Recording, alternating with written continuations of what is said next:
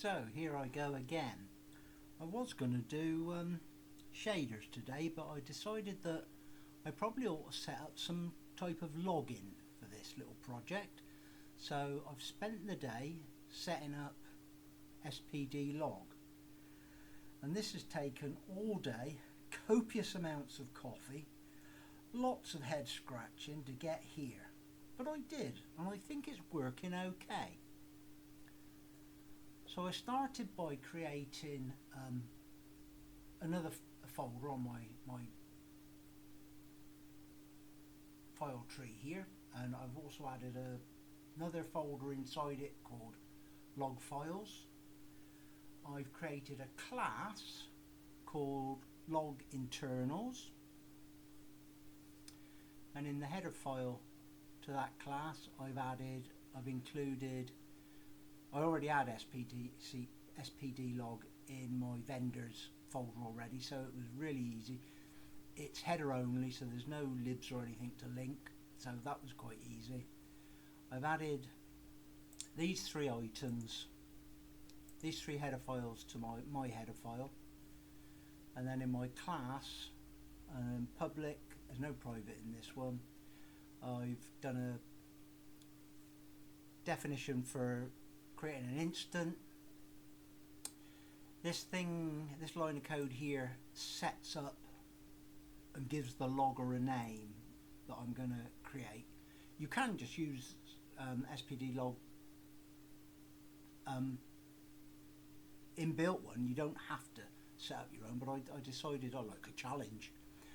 Then I've done a initialize, and then these are the different levels of error or message warnings that you can give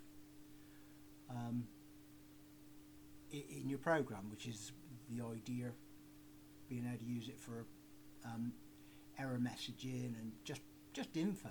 The info one's the most useful one at the moment.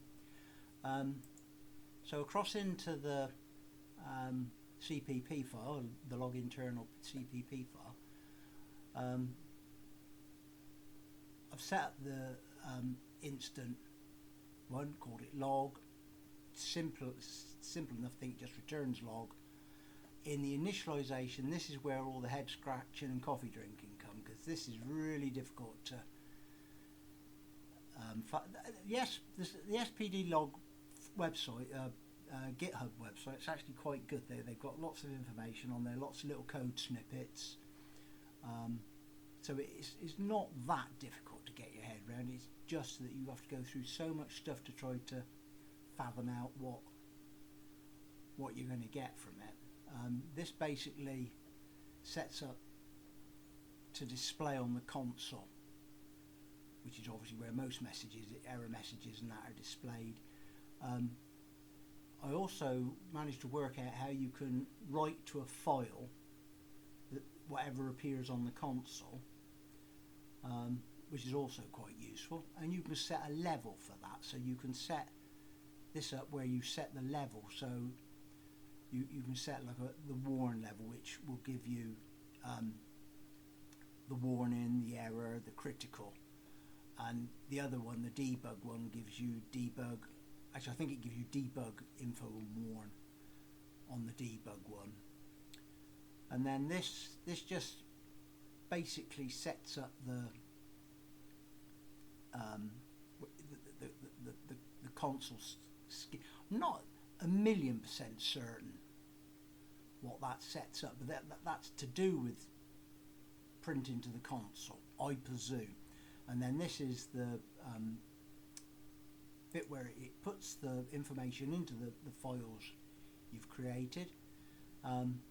This allows us to set a level. I've set mine to trace, which means all of them are available. If you don't need trace, then you simply set it to debug, and then it omits the trace one, but I've set it up to do that. This here is the pattern, and the pattern, like I say, on their website, they've got a really good page where it gives you all the bits of information you need to set up day, month, year, time, the logger name, I can't remember what the V one is, I think that's, oh, that's the start of the colour. That starts the colour. The V is the message, and the $sign is the finish of the colour. And then I've simply in here, all I've done in here is created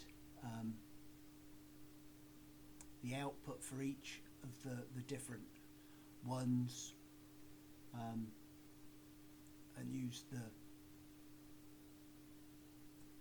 so basically the idea, I've got all those listed down there, and then basically the idea is I've only tested a couple of them. If you've got anywhere where you can use a, you know, did it or didn't it thing. So here I've got on me like where I could put a warning one in there for if it didn't work. I'm going to know that because it's not going to show up on the screen. But there, so it just literally, you create an instance of info. Window was created successfully. I've done it again on the glad bit, and right at the very end in the like where it closes down, I've done it so as it says engine shut down successfully. So it's really simple. I'm sure, in fact I know there are hundreds of different ways of doing this and making this far more complicated than I've done this to make it as simple as I possibly can. When this runs, hopefully it will run, it has been running, so that's my little program with my triangle on still. You can see that its window was created successfully, glad loaded successfully.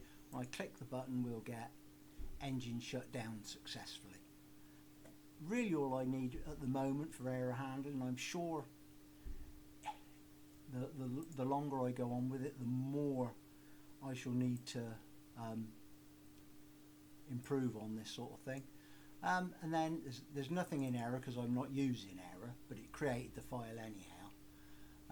And then in the debug one, there will be so you do get that's the information. And if you fire the project up again, it'll reprint it again with a different time. Get the same 3 messages because that's all I've got at the moment. Been really interesting doing it. Like I say, it has taken me all day because I'm not a programmer. I'm only doing it because I love and I thoroughly enjoy doing it. That's the result of my day's work. Been thoroughly enjoyable. Thanks for watching if you did.